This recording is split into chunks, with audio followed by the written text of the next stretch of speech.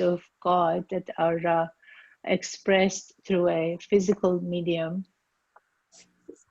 at the confluence age. So all of you who have taken the course, you understand that, you know, the ages and the cycle, and now that we are in the confluence age.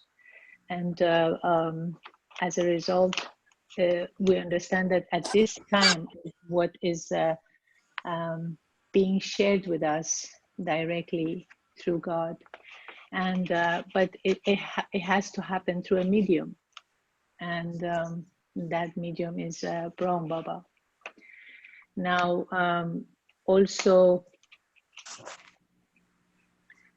the origin of the Murli is from, you know, the 1937, when the first time the Supreme Soul incarnated through Brahm Baba.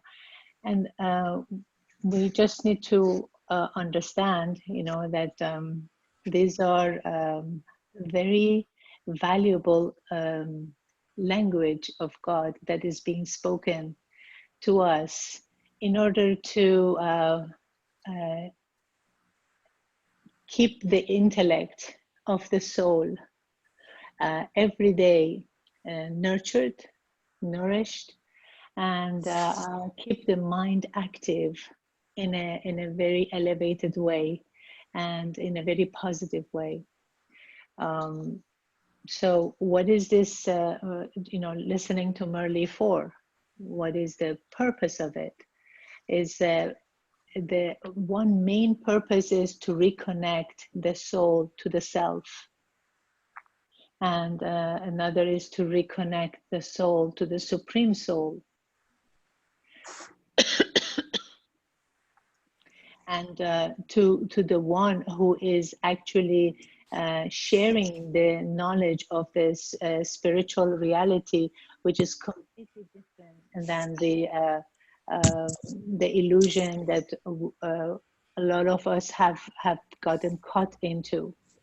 So we're getting that body of knowledge at this point, you know, and that's the purpose, you know, to get that knowledge and to enable the soul to have self-realization and to have self-respect, and ultimately to have true freedom from all the bondages, freedom from all the deceptions and all the falsehood. And therefore, why do we need to listen to Murli?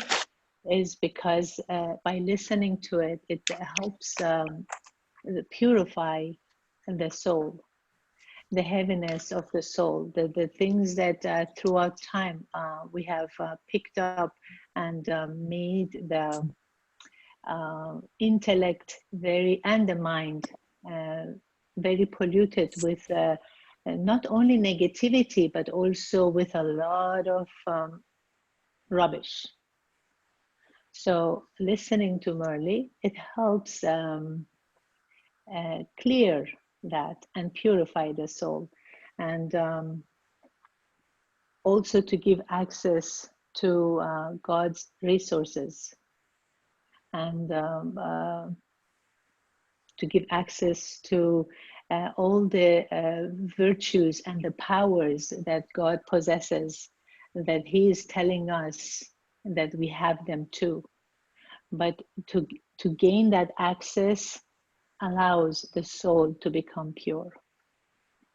So this is what you know we call Murli, but also it's a beautiful language. It's a language of God that we need to listen with openness, you know, and listen to it, you know, with that awareness of I, the soul, listening to the knowledge that is being shared with me by the Supreme Soul.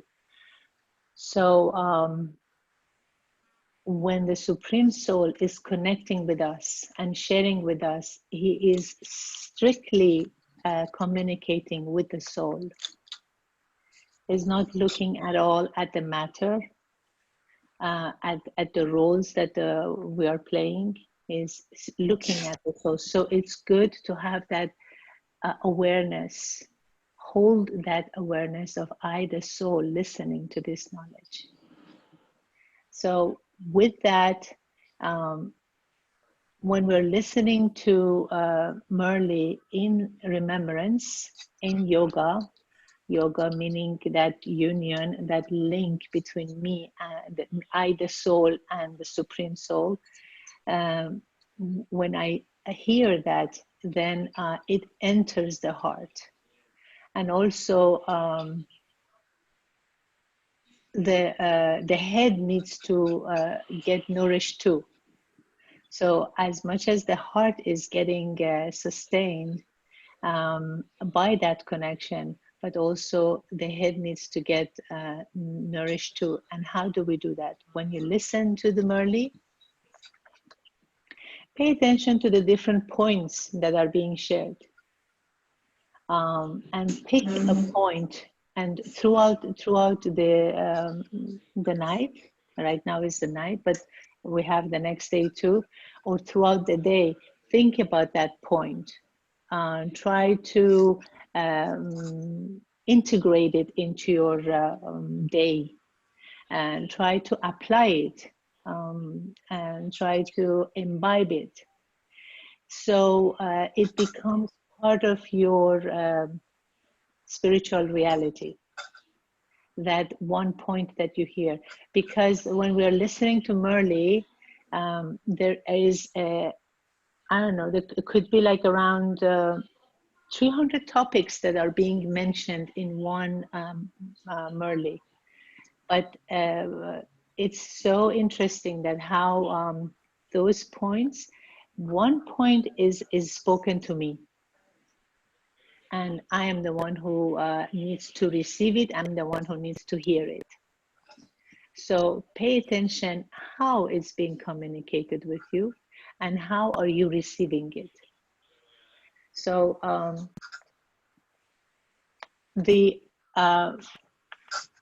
throughout the week, the 6 days in the week, we listen to a Murli that it's known as Sakar Murli. And the Sakar Murli are Murlis that spoken before 1969. It's a 5-year cycle of original Murlis that was spoken from 1963 to 1968. And then once a week on Sundays, we listen to a Murli that is known as Avyak Murli, which is post 1969. In the Sakar Murli, the format starts with the essence, then there is answer question session, then there is the body, and then there is the points for inculcation or points for dharna, and there is a blessing, and there is a slogan. Now, the thing is that the beautiful part about it is that the whole of the population that are listening to the Murli, they are all receiving the same blessing. There isn't a senior or a daddy or I don't know, a top person that is going to be receiving a different blessing from God than me. All of us are receiving the same blessing, but how we apply it makes a difference in the degree and the level of growth and progress that we make in spirituality. So because we are like beginners in listening to the Murli, we broke it down into different excerpts, and just to focus on particular theme.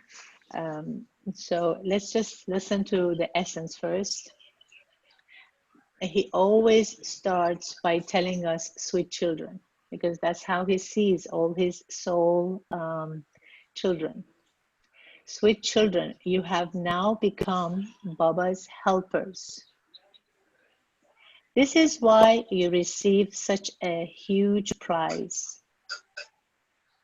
Now the question is, in front of which children does Baba dance this beautiful dance of knowledge? In front of which children does Baba dance, this beautiful dance of knowledge? What do you think? Baba's children?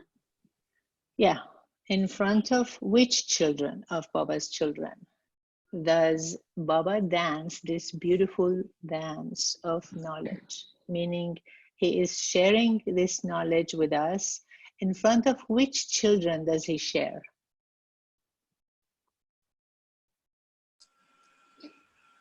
Let's think about why are you listening now to the Murli? Children who are eager to grow and learn. Right. So Baba, the answer is Baba dances the beautiful dance of knowledge in front of those who have a deep interest in this knowledge and those who remain intoxicated with yoga. Students are number-wise. You know what that means? Students are number-wise. This term is used quite a lot throughout various Murlis, and it's not an English word. It wasn't in the dictionary. So it's definitely Baba spoke it, but it has a deep meaning to it. It's number-wise. Students are number-wise. What does that mean?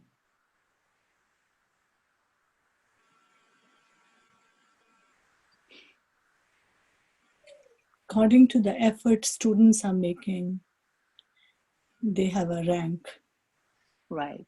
Depending on the efforts that, just even think about the normal students, in universities or in schools. Depending on the amount of effort that they put into their studies, they will get accordingly the result, right? So as I said at the beginning, Baba gives blessing to everyone, the same blessing. But what we do with it, how we apply it, how we take it in and make it part of our, every fiber of the understanding of the soul, that depends on each student and the degree of effort that they have put into it. So those who have deep interest in the knowledge and those who have remain intoxicated in yoga is the ones that Baba is giving, this dance of knowledge. So the thing is that what we need to understand is at this point, what he's trying to tell us is that the ones who are really have that connection with him, the yoga with him, because yoga means what? Remember what we said, what was the definition of yoga? It's a link, it's a union, it's a connection, right? Between the soul and the Supreme Soul. Right. But throughout the day, who are we having yoga with? We might be having yoga with our kitchen or with our work. We might be having yoga with our child or with this person that I am having a little bit of a issues with. So the most important yoga that is gonna give me a lot of return is the yoga with the Supreme Soul. Talking to him, thinking about him, remembering his words, remembering his teachings, remembering his directions. Because Murli, one of the things that it does, it gives us a lot of elevated directions as to what to do next, or it gives us sometimes warning about what is coming up, so we get prepared ahead of time and we don't get surprised, or we don't get disoriented or disheartened because we were told in advance. So when I am in that union, in that connection, then I hear what he's saying and I stay safe under that umbrella, under that canopy of protection. And I'm intoxicated in that yoga. And at the same time, I have complete interest, deep interest in what he's offering and what he's sharing. So Om Shanti, the spiritual father explains to you spiritual children. Again, spiritual children, he's talking to the souls. It is called spiritual knowledge. Only this Baba has this spiritual knowledge.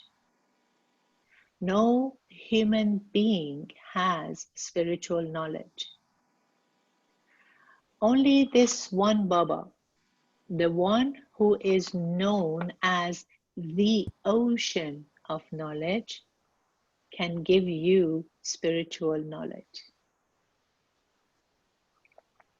Everyone has his own individual speciality. A barrister is a barrister and a doctor is a doctor. Each one does his duty and plays a different part. Every soul has his own individual part to play, and each part is eternal. It is a wonder how tiny souls are. It has been remembered that there was a star sparkling in the center of the forehead. It has also been remembered that the body is the throne of the incorporeal soul, the very tiny point. So the soul, as we have learned in the lessons, are tiny points of light, tiny, not visible through the eyes. One needs to activate the inner eye, the third eye, to be able to see that tiny star, the living star that is sitting right somewhere inside the brain, behind the forehead, behind these two eyes, these two physical eyes. And this is an incorporeal soul, that the throne of this soul is this body.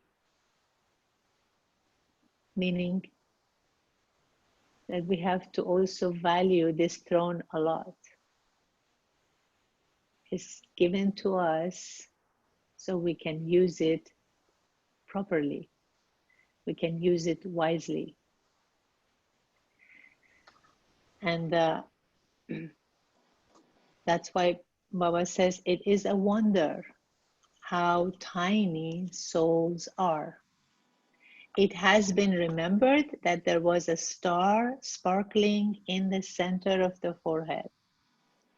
It has also been remembered that the body is the throne of the incorporeal soul, the very tiny point.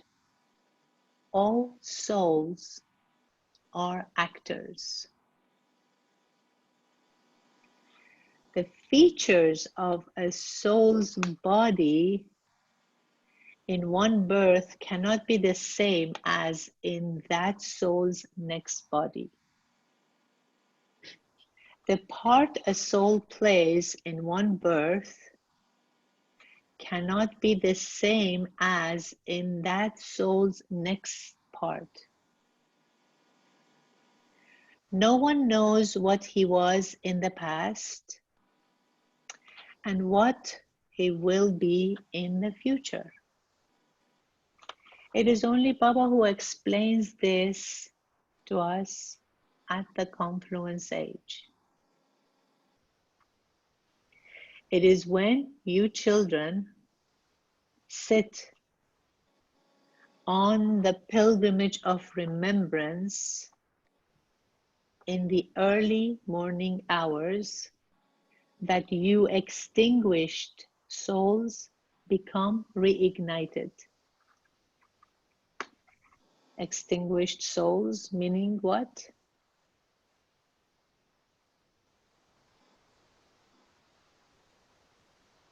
Those who don't have the knowledge um, of spiritual powers. Yeah, but all of us have been extinguished souls at one point, and we still are to some extent. But when he's saying that, you know, souls become reignited at the early morning hours, which is the, you know, the Amrit Vela time. You all heard about Amrit Vela? Yes, 4 o'clock in the morning.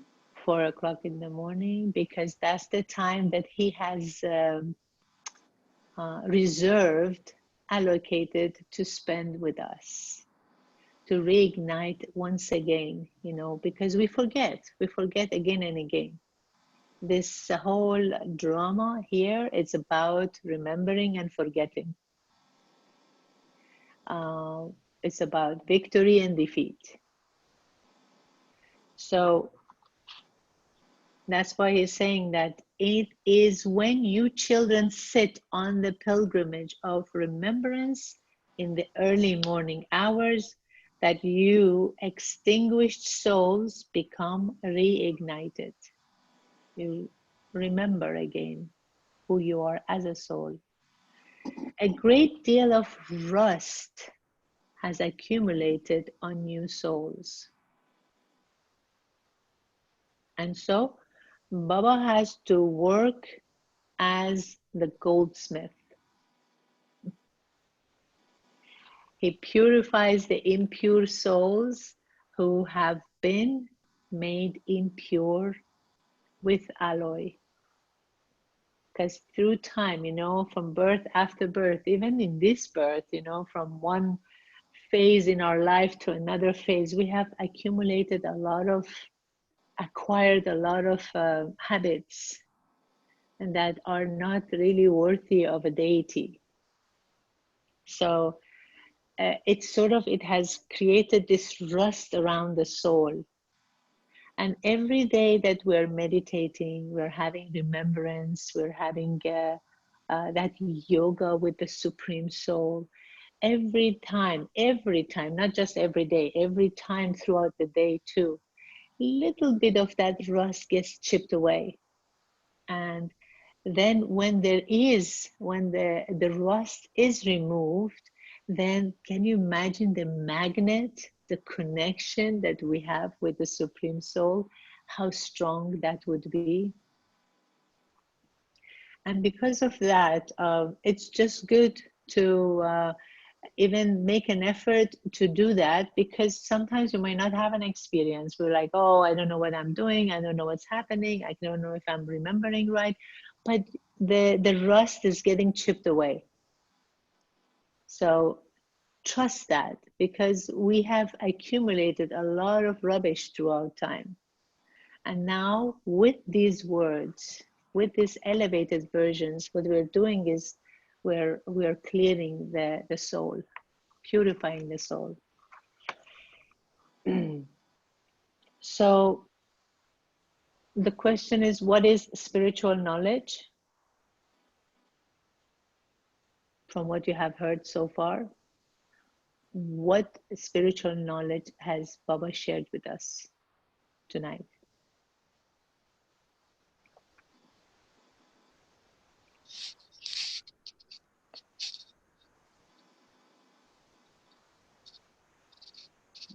He reminded us that we are souls and He's a supreme soul, and He's helping us ignite again. He is helping us to reignite once again the soul, right? And he also said at the beginning that we are his helpers too. So That's also a very great honor and role to have, that he is telling us that we are his helpers.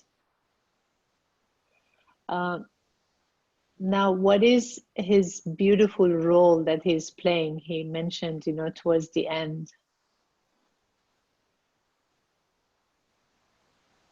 He said he is he's working as, remember? Goldsmith. Yep, he's working as a goldsmith. And this goldsmith is helping the soul to become pure by giving constantly the spiritual knowledge, which we just explained what the spiritual knowledge is. Of course, we just took bits and pieces of that spiritual knowledge, but there is a whole world of knowledge that is being shared through Murli. So, and also his role now is to come and purify the soul. That's all. He's not creating a soul. He's not creating a new world, but what he's doing is he's helping us with this spiritual knowledge, helping us to purify the soul. And once the soul is purified, once a group of souls have purified, then together we are creating that, we are starting that new world, in that, you know, the pure world that is coming up. But we have to first work on ourselves. So the second part of the Murli is, at this time, prizes are given to those who advise and try very hard to accomplish peace in the world. You now understand how there really can be how there really can be true peace in the world. Baba has told you to at least ask them, those who are trying to accomplish peace in the world, right? He said, at least ask them, when did peace exist in the world? Did you ever hear about it or experience it? What type of peace are you searching for? When did that peace exist? So these are all very profound questions, and also very simple questions, but very profound. Makes the intellect think. Let's go over it again. When did peace exist in the world? So the intellect goes throughout the cycle, and it goes and says, oh, it did exist in the golden age. It continued throughout the silver age. So when did peace exist in the world? Did you ever hear about it or experience it? The ones who have been in the golden age, they experienced it, they heard about it, and they believe it. The ones who haven't, that their role wasn't there to be in the golden age, they don't know. They don't have a clue. It's sort of like asking, you know, when you have when you eat, if you're craving chocolate, is because you had chocolate before. If you never had chocolate, then you cannot crave it. You can never say, I want chocolate, you know, if you never tasted it even. So those who haven't had that experience, they will never even look for it. We're the ones who have been there and we have experienced it, and that's why we're looking for it again. And we want it. So when did that peace exist? What type of peace are you searching for? It is because you understand all of this that you can ask them these questions. Children, you understand how you became double crowned, how you became deities, and how you then became ordinary human beings. Deities are not called human beings. They are called deities because they have divine virtues. This world is the old and impure world. I explain how I create the original eternal deity religion through Brahma.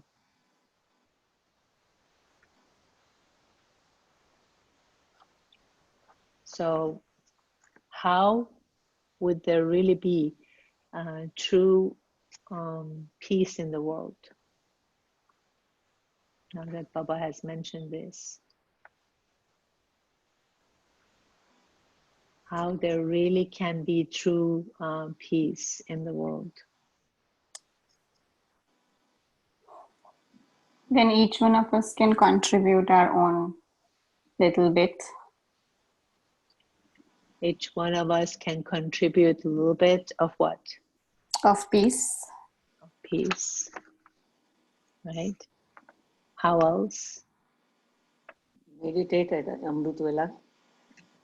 Meditate at Amrit Vela.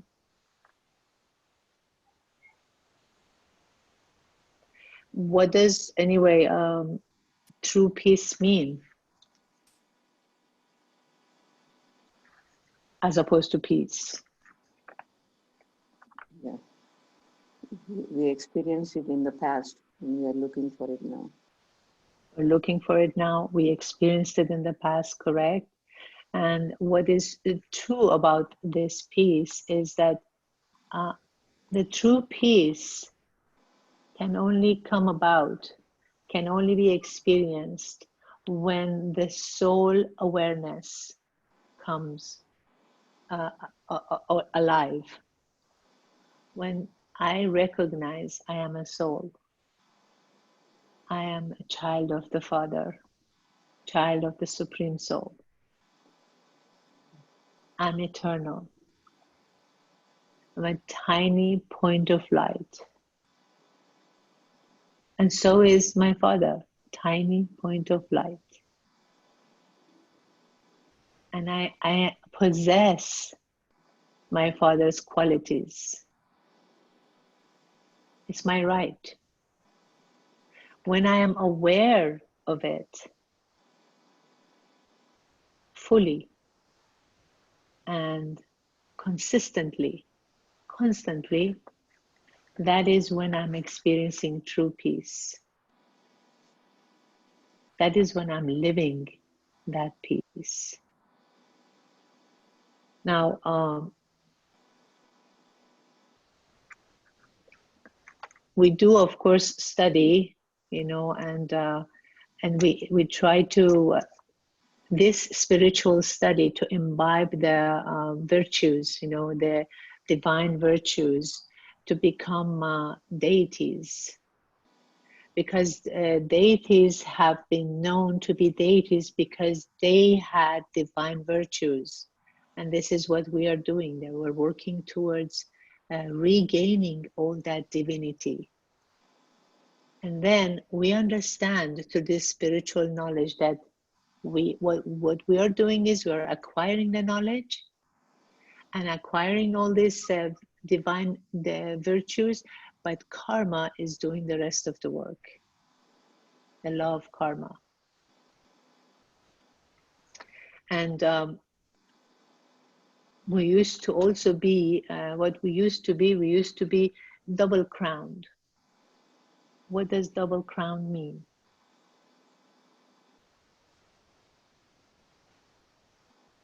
Just think about the deities. Deities, they have double crown. Yeah. What is that crown? The aura. One is the aura. Pure soul. And Pure soul. yes, when the soul is pure, is wearing the crown of light, and of course the deity is wearing the crown of the being an empress, an emperor, right? So in the golden age, we are having double crown. If you notice, you know, when you look at the pictures later on, when the Copper Age onwards, Copper Age starts, and we just the civilization progresses into different formats. If you notice, the kings will have the crown, and the saints will have the light, but there will be no human being in the Copper Age onwards that has a saintly light and the kingly crown. It's just the deities in the golden age that are double crowned, carry both that authority of you know, self-ruling and that purity, that true peace, true purity, right? So we're working in that direction. We don't want one crown, we want two. So, and what is the importance of remembrance then?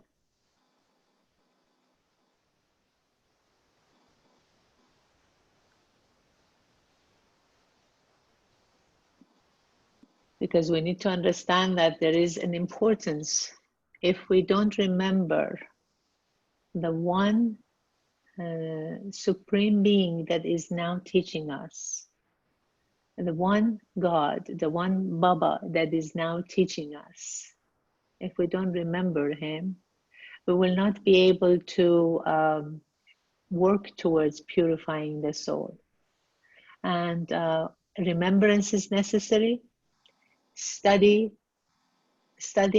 this spiritual knowledge is necessary. So remember, yoga, study, which is the knowledge, which we know it as Gyan, and the divine virtues, we need to imbibe it and inculcate it, which that also known as Dharna. And then there is the fourth subject is service, seva. So we need all these four. You know, imagine like you have a table or you have a chair. You're sitting on a chair. All of you are sitting on a chair. Each chair has 4 legs. Imagine if one of the legs is not there, or is broken, or is short. There is not going to be that balance. It's not going to be that comfortable. We cannot achieve purity if one of these subjects are missing. So, sweetest obedient children become as sweet as the deities. Baba asks your children, can you see your future elevated face? Which means we need to also see a little bit ahead of the time. Don't just see what it is now. And sometimes it's not that easy to see what's ahead because of the heaviness and the you know, the clutter and the garbage that we have collected. But through that practice and through that remembrance, through that early morning hours, through the study, then we will be able to begin to see. So he's not talking about it right now that you're can you see, but he is making you interested for you to work towards the fact that, you know, you will be able to see. Can you see your future elevated face? Can you see your most elevated costume? Do you feel that you will be in the future new world? When students are studying, their intellect is aware of what they are going to become. Your intellect is at present alokik. What is alokik? Worldly. Worldly. Lokik is worldly. Alokik is Divine. spiritual Spiritual. or Divine. subtle, right? And so your intellect is at present alokik. These things would not be churned by the intellect of anyone else. You know that you are sitting here in the company of the true Shiv Baba. The highest on high Father is teaching us. He is the sweetest of all. Remember the sweetest Father with a lot of love, because Baba says, children, by remembering me in this way, you will become most elevated. It is as though Baba is blessing you with this. Baba is happy to see the sweetest children. You know, even now as we're listening to the Murli and we're hearing these elevated words that Baba spoke to us a long time ago, but we're reviewing it. Even now he is present and he is happy to see the sweetest children. And it's important for us to also listen to the Murli from, you know, from the perspective of a soul. I, the soul, am listening to what the Supreme Soul telling me. Baba explains to you children with so much love. Day and night, Baba calls you, what does he call us? Sweet children. Yeah, Sweet children. exactly. So day and night, Baba calls you sweetest children and says, children, may you be soul conscious. It is in this that Maya makes you fluctuate. Maya? What's Maya? Illusion. Body consciousness. Body consciousness? Attachment. Illusion. Illusion? Attachment? Yes, of course, all of these. So Maya is that illusion, that our false sense of knowing ourselves, you know, our false sense of identity that is sometimes, you know, gets in the way. I want to remember him. I want to consider myself to be a soul. I want to be soul conscious. I want to be a soul right now in that awareness. And then suddenly I remember, oh, what was I supposed to cook tonight? Oh, did I prepare the meal for tomorrow? Let me just first prepare this and then remember him. You know, we have a lot of interruptions. Maya knows how to get in. Maya is very clever. But we need to understand that Maya is very clever. It's okay. Let her be clever. But it's so interesting that how Baba, you know, at the beginning when I started this knowledge, I kept thinking that Baba talks about Maya, Maya, Maya, and like a third person. And I was like wondering, why is he not? Because Maya is my weakness, is my flaws, right? My faults, my illusion, my body consciousness. But he kept saying Maya, Maya, because he wants to separate it from me, I, the soul, so I will not identify with this weakness. This is Maya's, not mine. And I just need to be able to be sharp enough and attentive enough, you know, to be able to separate that and see myself as truly who I am, I, the soul. So that's why Baba says that it is in this that Maya makes you fluctuate. Maya fights those who are powerful. She tests them. Everyone gains victory over Maya and is then defeated by Maya. There is constantly remembrance and forgetfulness. To the extent that you stay in remembrance and constantly try to remember the Father, to that extent you claim a high status. Baba has come to educate you, children, so he will continue to educate you. The main things are remembrance and divine virtues. Baba has a lot of love for the children, and this is why he serves the children with a lot of love. Again, Baba has a lot of love for the children, and this is why he serves the children with a lot of love. Baba has a lot of love and mercy for you. Maya knocks you down and Baba helps you to get up again. That Father is the sweetest of all. Shiva, the innocent Lord, is so sweet and lovely. This is why Baba tells you again and again, may you be soul conscious.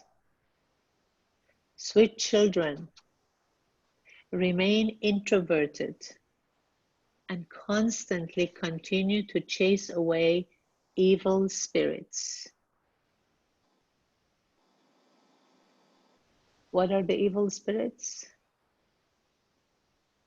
Body consciousness. Our Body vices. consciousness. Body consciousness in what form? Somebody said something right now after body consciousness. Vices. Yeah, the vices. Those are the evil spirits, you know, the thoughts that come to our mind, the thoughts of attachment, the thoughts of anger, the thoughts of lust, right? You know, Laziness. the greed, right? So all these things that are coming up, you know, ego is very big evil spirit. So that's why he's saying that remain introverted and constantly continue to chase away evil spirits. They have totally destroyed all the truth within you. Become introverted and check whether there are still any evil spirits within you. Chase away the evil spirits and become absolutely clear. Only the Father and the children know about this. No one else knows about this. This is why you children have to pay a lot of attention to this study and remembrance, and also make others the same as yourselves. Acha. To the sweetest, beloved, long lost and now found children, love, remembrance, and good morning, or in our case, good night, from the mother, the father, Bap Dada. The spiritual father says namaste to the spiritual children, and the spiritual children say namaste to the spiritual father. So, from what you have heard, what did you understand, for example, about double crown?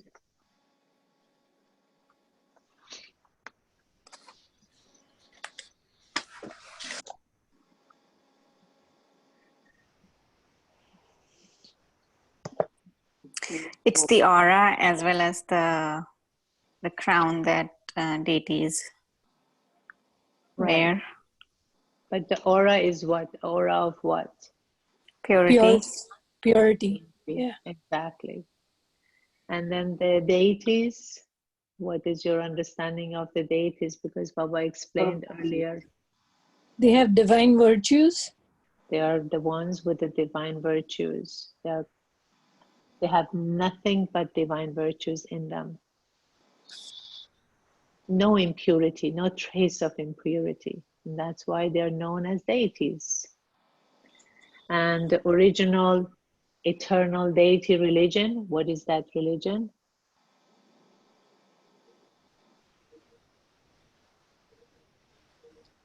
It's a way of life in Satyug. The real life. It's a way of life in Satyug. Oh, it's a way of life, right in Satyug. Exactly. And what is that way of life? What is the eternal religion, you know, of the what is it, the original eternal deity religion? What would that be? Soul consciousness. The religion of soul consciousness, which when you're in soul consciousness, you're in total purity. When you're in total purity, your religion is 100% religion of peace, right? Peace and harmony. Absolute total respect. So all the divine virtues is what makes that religion, you know, like you live it. It's not anymore a given name of it. You live that. There is no religion, but it is an eternal, an original religion of the deity, which is a religion of peace. And of course, you have explained what Maya is, right? Yeah. You understand now that you do have to keep it away from you and not to be deceived by it. Yeah. And also, when we are having remembrance with the Father, what interferes is Maya. So we need to recognize Maya in many different little ways that comes to us. And you know what? In meditation, when you're sitting in remembrance, what you do is you can just say, you know what? Not now. Right now, I'm having an important meeting with God, with the most VVVVIP.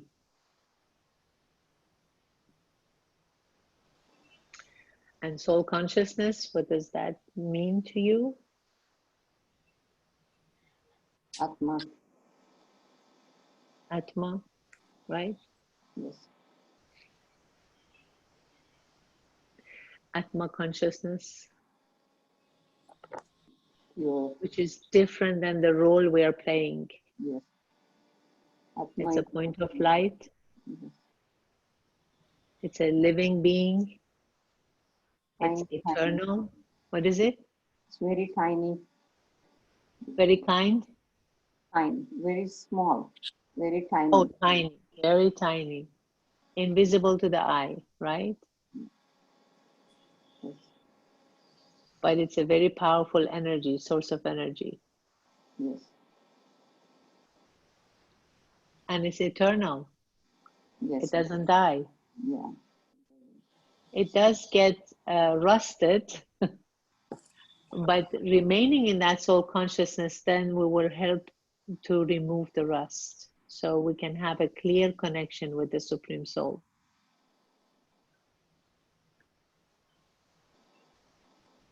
And we discussed the evil spirits, right? Yes. So we need to make sure to check and see that how we are able to chase away the evil spirit. It's not going to happen right away. It will come and it will interfere in our meditation, in our day-to-day interactions. But what we need to do is to become aware. Every time we become aware of it, then throughout time and through practice, we're able to catch it before it comes and attacks us. And what happens is that with our remembrance, we can chase it away. It doesn't need to come and then we switch it. Like, for example, you get angry and you shout at someone and you say, oh, that was so stupid. You were so stupid for doing that. Later on, you go and you sit in remembrance and you're having good yoga with Baba. And then you're remembering how you spoke to that person. And then you come back and you say, I'm sorry, I was wrong. I was out of line and this and that.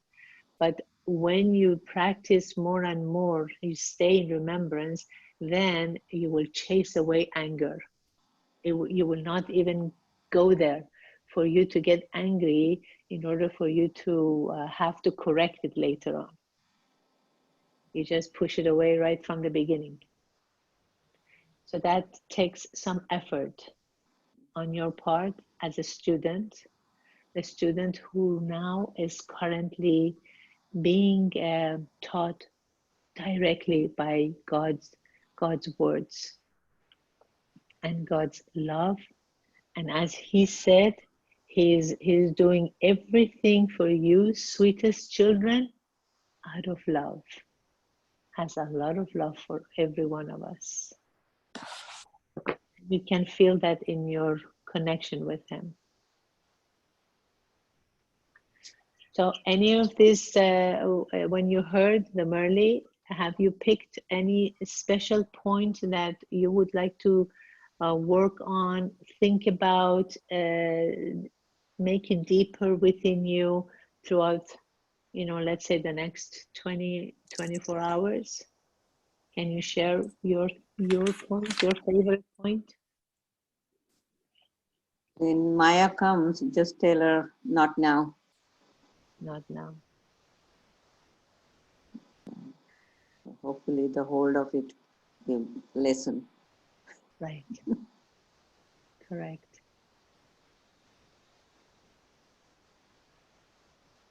Any other points? Anyone else? I actually have a question, sister. So I'm struggling with the, like, all this knowledge. When we hear it, it makes sense, and it definitely is something that we want to inculcate in ourselves, because we know that the end result would be a better being. But the part that I'm struggling with is the how, and probably because I haven't experienced it.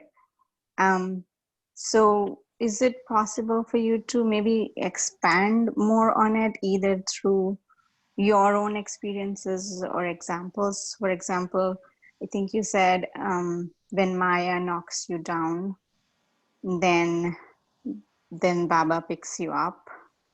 Right. Or when these vices come to you, then chase the vices away. Like, I think you kind of inherently heard my question when you shared the example of the anger coming, and then, like,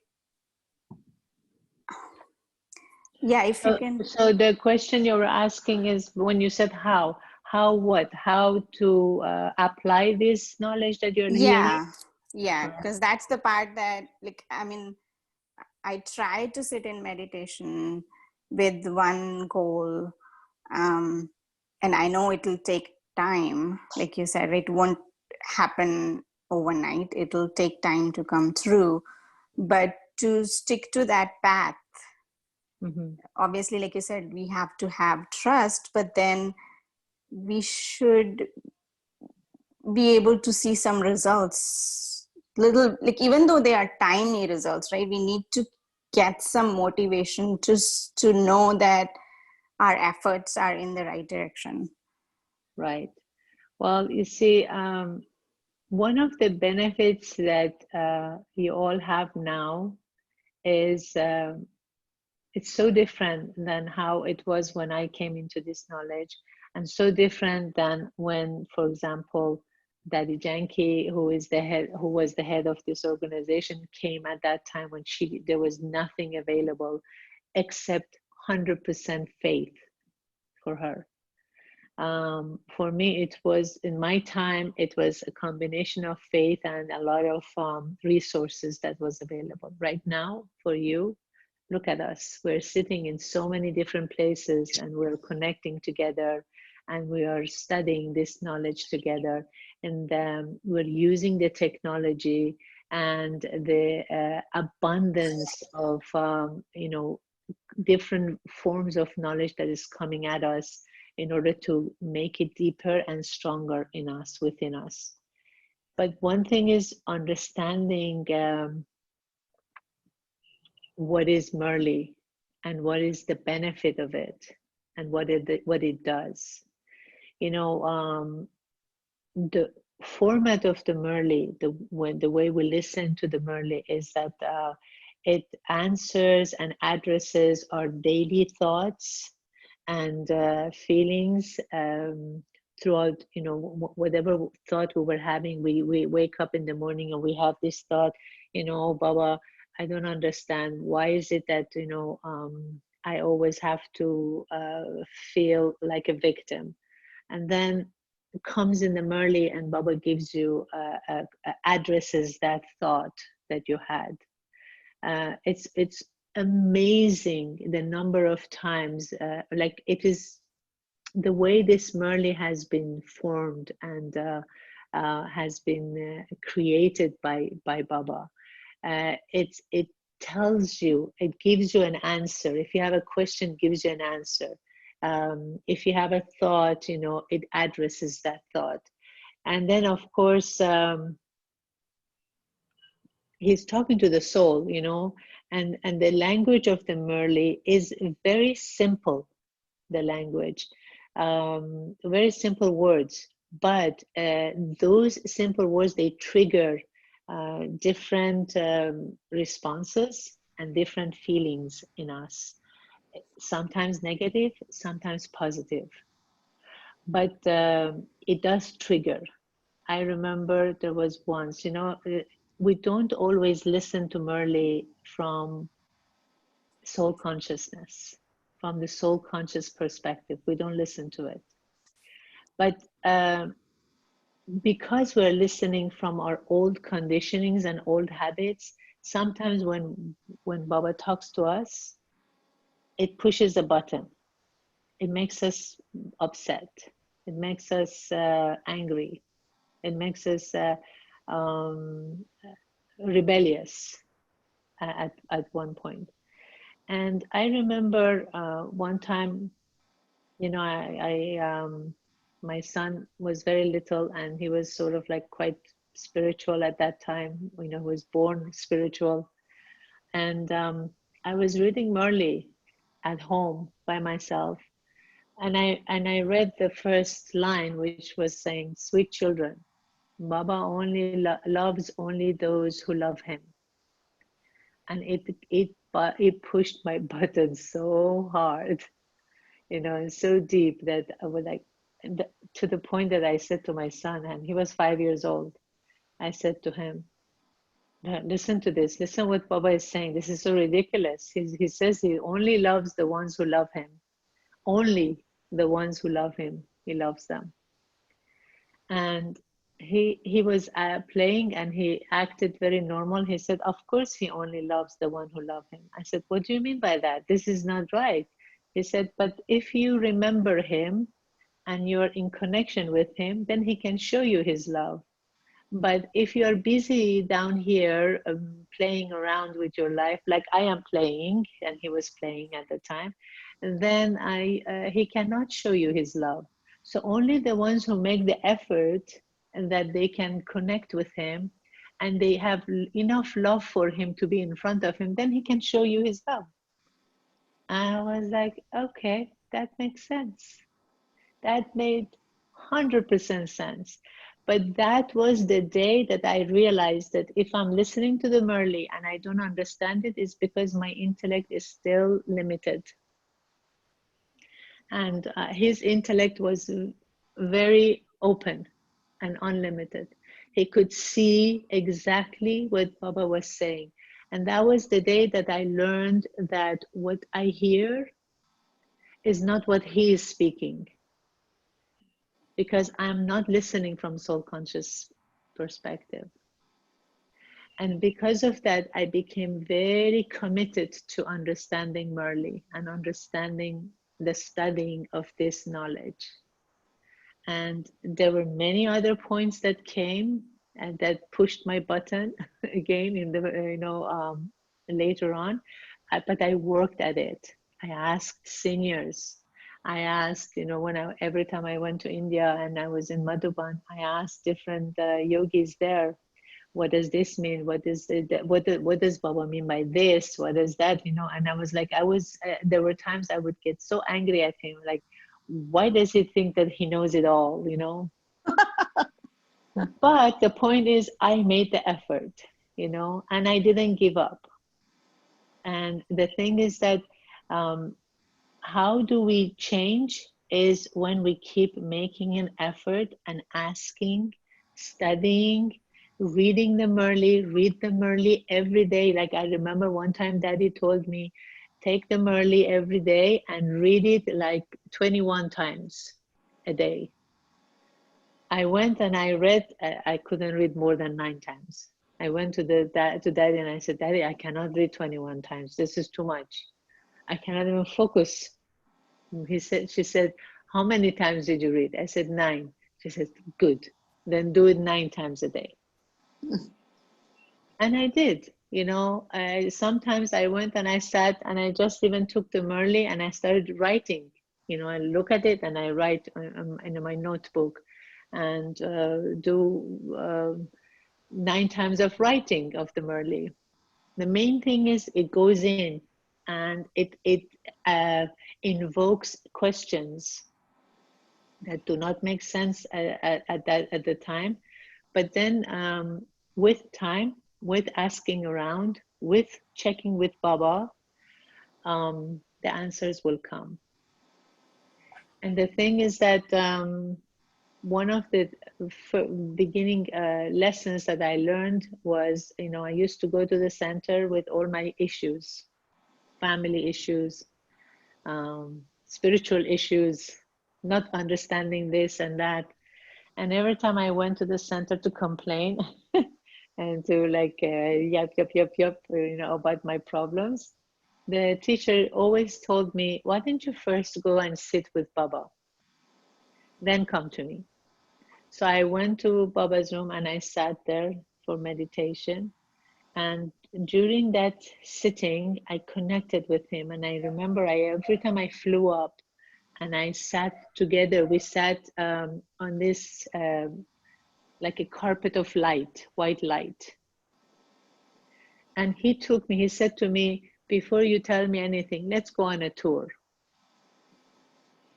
And we went on a tour around the world. And I got to see all kinds of issues in the world. The poverty, war, diseases, death, and fights, etc., etc. Not very pleasant scenes that are happening around the world. Then we flew back to the beginning point, and then he said to me, so what do you have, what question do you have? And in that moment, I felt like my problem was so small next to what's happening in the world.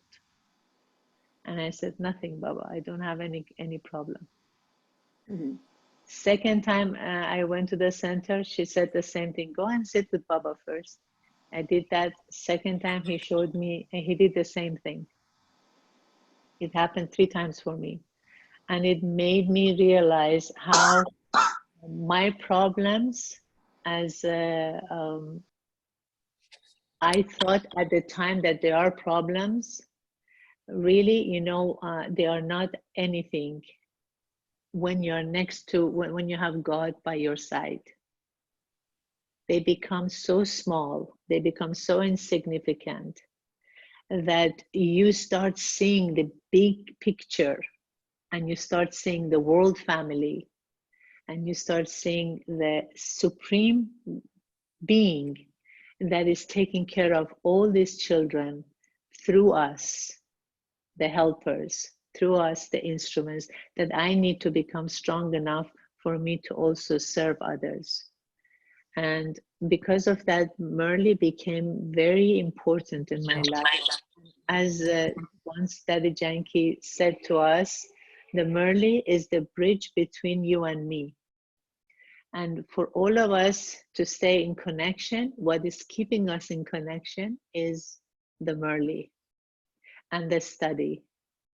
And because of that, if you pay attention to what Baba is saying throughout the day, he will answer your questions. He will give you tips. It will be mind-boggling. You know, you will be so amazed and intrigued and totally pleased at listening to what Baba is saying. How Baba is guiding you and protecting you and answering your questions. I hope that was helpful. Thank you so much. Thank you so much. I can't thank you enough. Thank you so much. Sure. So it is 9 o'clock now. Maybe we just take 1 minute of silence together until we meet again.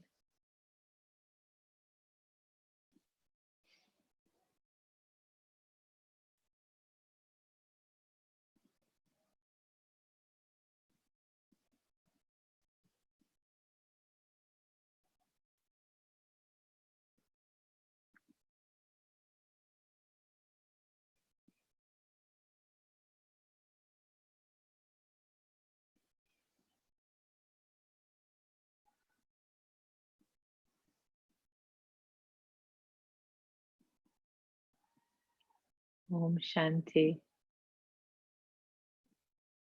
Om Shanti. Om Shanti. Thank you. Thank you, Baba. Everybody and just enjoyed the Murli. You understood the Murli. Yeah. Yes. Any other final questions before we end? No. Okay. Well, I guess What is the Sangam Yug? confluence age at the moment. Thank you. Yeah. Because So they do keep- reference that a lot in the Murli. Right. So keep this energy and this vibration of what you have just received tonight. Keep it with you. Take it with you to sleep and tell Baba about everything that you have done throughout the day. So all your thoughts will become clear. So when you wake up in the morning, you have an empty mind and a full heart. Om Shanti. Thank you, Very Sister good. Thank you. Lisa. Thank you, Sister Vinodini. Om Thank Shanti. you. Om Om Shanti. Shanti. Om Shanti.